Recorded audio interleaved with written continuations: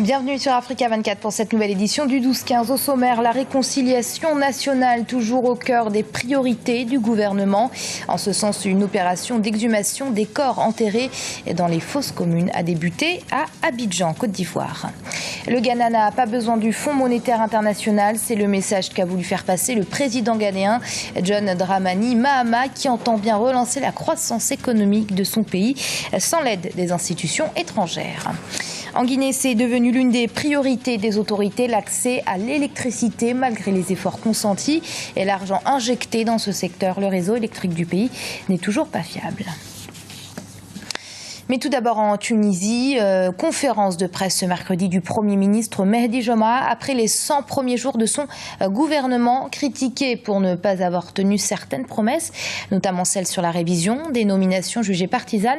Le Premier ministre assure y travailler, et je cite, avec méthode. Il a également insisté sur le travail fourni par son équipe pour éradiquer le terrorisme, relancer l'économie du pays et organiser des élections présidentielles et législatives avant la fin de l'année. Les affrontements en Côte d'Ivoire pendant la crise post-électorale ont fait de nombreuses victimes. Certaines familles ont même été contraintes d'enterrer leurs morts dans des fosses communes à proximité des maisons.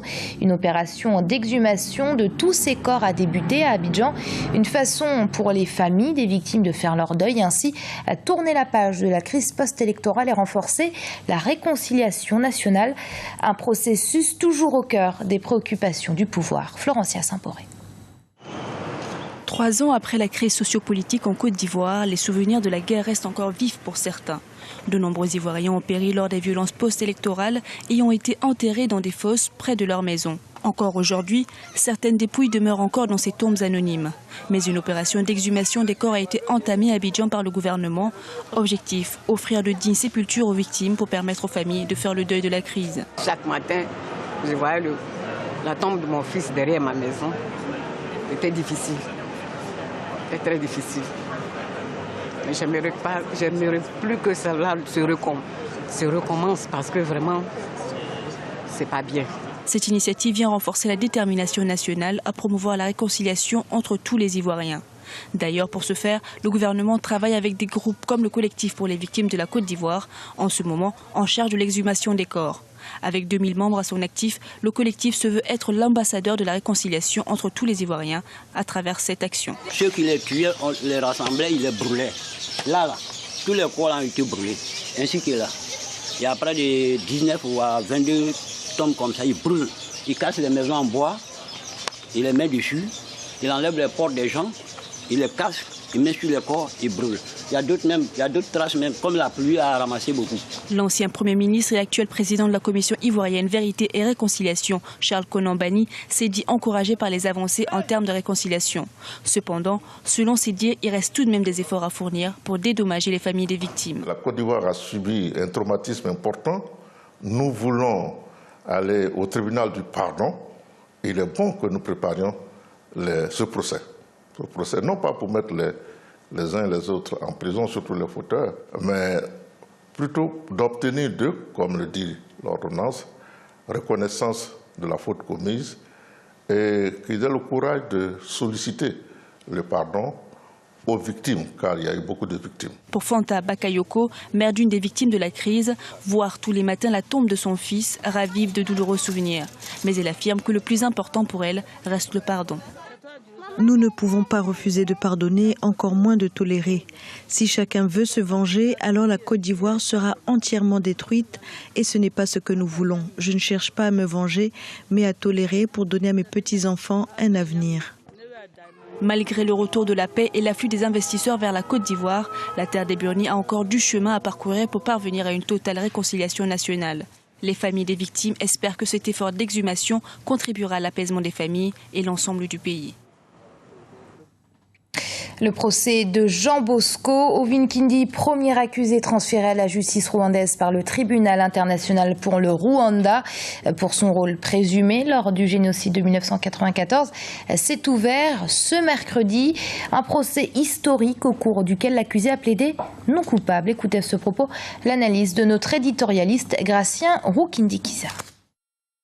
Les enjeux de ce procès de Jean Bosco Winkindi, qui est transféré au Rwanda par le TPIR, sont liés surtout au devoir de mémoire et aussi à une sorte de justice, parce que il faut savoir qu'il y a eu déjà les procès à Gachacha, ils ont jugé les gens qui ont les exécutants, ils ont besoin aussi de juger les commanditaires, ceux qui étaient les cerveaux. Ce sera un procès historique, déjà ça sera le premier procès des grands, des cerveaux, et aussi un procès de quelqu'un qui avait été déjà au TPIR. Et les Rwandais espèrent aussi que ce soit le premier procès, mais qu'il ne soit pas le dernier, parce qu'il y en a d'autres qui courent dans les autres pays, en Afrique et aussi en Europe. Donc pour les Rwandais, c'est historique parce que c'est la première fois, et historique aussi parce qu'ils espèrent que c'est le début de ce genre de procès, éventuellement, qui ne pourra pas durer longtemps, parce que les Rwandais aussi, il faut qu'ils regardent l'avenir et non pas le passé. S'en sortir seul et surtout sans l'aide des institutions internationales, c'est la décision du président ghanéen John Dramani Mahama. Il a en effet déclaré ce mardi que le Ghana n'envisageait pas une seule seconde d'entrée dans un programme du Fonds monétaire international pour gérer son économie optimiste. Le chef de l'État préfère opter, et je cite, pour des solutions maison. Florencia Saint-Poré. Le Ghana n'envisage pas d'entrer dans un programme du Fonds monétaire international pour gérer son économie. C'est sur cette déclaration que le président ghanéen John Dramani Mahama s'est appuyé pour réfuter toute collaboration avec le FMI dans la prise en charge des finances du pays. Le Ghana souhaite aujourd'hui trouver des solutions ghanéennes pour le peuple ghanéen. Nous nous concentrons sur des solutions maison pour résoudre les problèmes économiques actuels que nous rencontrons. Le Ghana n'en est pas à sa première tentative de ne pas travailler sur les injonctions de l'institution financière internationale. Le pays avait d'ailleurs dans le passé rédigé lui-même sa stratégie économique, mais cette fois, selon les économistes, avec un taux de croissance de 8% en 2012 qui risque de passer à 4,8% cette année, le contexte économique du pays s'annonce difficile. Le pari de John Dramani est un pari très risqué, dans le sens qu'il n'a pas le consensus sur le plan national pour la rédaction de ce plan stratégique. Et deuxièmement, le Ghana se trouve dans une période de turbulence. Toutefois, comme elle l'a fait dans le passé, elle peut relever ces défis si la politique de diversification de l'économie du Ghana est réussie et si elle arrive à stabiliser sa politique monétaire. Bien que le Ghana ait enregistré un taux de croissance de 7,1% en 2013, les déséquilibres macroéconomiques ont provoqué la hausse des cours du pétrole et le coût général de la vie.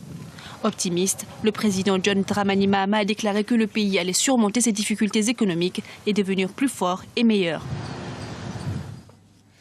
En Guinée, de nombreux habitants n'ont toujours pas accès au courant électrique alors que le pays est qualifié de château d'eau de l'Afrique de l'Ouest pour l'importance de ses ressources hydrauliques. Malgré d'importants investissements dans le secteur et une amélioration progressive, l'accès à l'électricité reste l'une des priorités des autorités. Karine Loubansadio.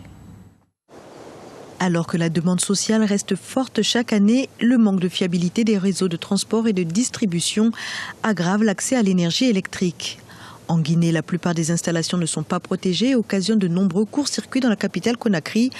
Par ailleurs, les investissements injectés dans la réhabilitation des unités de production n'ont pas encore produit les résultats escomptés, et ce notamment dans la centrale thermique de Tombo. Cette centrale composée actuellement de 2 unités de production pour une puissance totale installée de 77,2 MW. Nous n'avons que 23 MW de disponibles, approximativement 30% de la production totale. De façon globale, nous avons 207 MW sur l'ensemble du territoire guinéen à l'heure où je vous parle.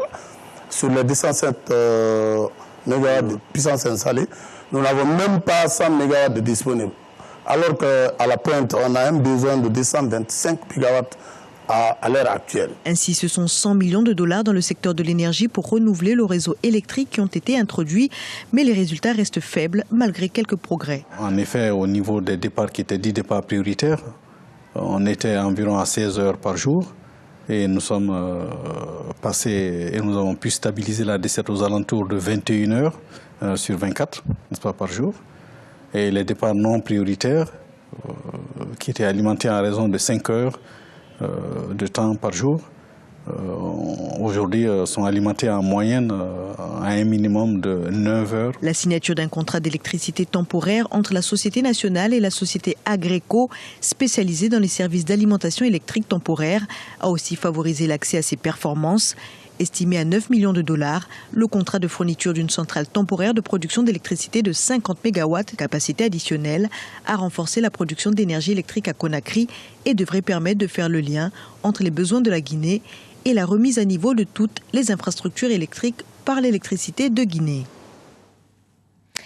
Merci de votre fidélité. Dans un instant, une nouvelle édition du 12-15 sur Africa 24.